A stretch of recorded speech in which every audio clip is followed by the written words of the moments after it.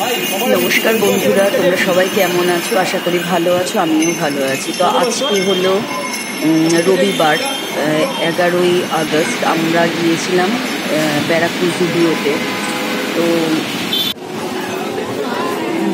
আমার খুব একটা কালেকশানসগুলো ভালো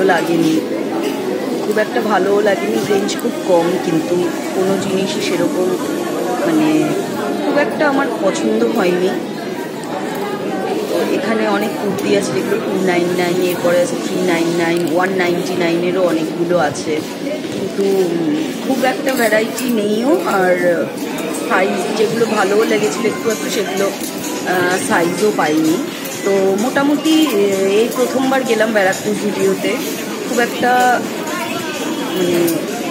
কিন্তু আমি তারপরে একটা নেল পালিশ কিনেছিলাম আমার মায়ের জন্য, আর নিজের জন্য সেরকম কিছু কিনিনি, কারণ আমার খুব একটা ভালো লাগছিল না। আর একটু টপস আর একটু জিন্সও দেখছিলাম, কিন্তু সেগুলো সাইজ ছিল না। আর তারপরে একটু ঘুরে এদিক ওদিক দেখলাম, দেখে আর কি বেরোলাম। জুতোগুলো মোটামুটি রিজনেবল, কিন্তু সাইজ নেই। আর প্রত্যেকটাতে একটু না একটু ইয়ে রয়েছে, যেগুলো 299 করে, 399 রয়েছে। অনেক শুজ আছে, ওয়াটারপ্রুফ শুজ আছে, যেটা আমার খুব ভালো লেগেছিল সেটা হচ্ছে ওয়াটারপ্রুফ। কিন্তু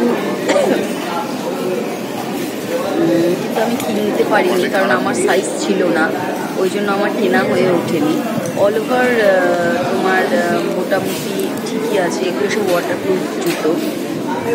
তোমার জুতোগুলো বেশ দেখতে খুবই ভালো, ওটাও দেখতে ভালো, কিন্তু একটু ভারী। যারা চাইবে তারা পরতেই পারো, বর্ষার দিকে ছুটিয়ে পড়তে পারবে, খুবই ভালো জুতো।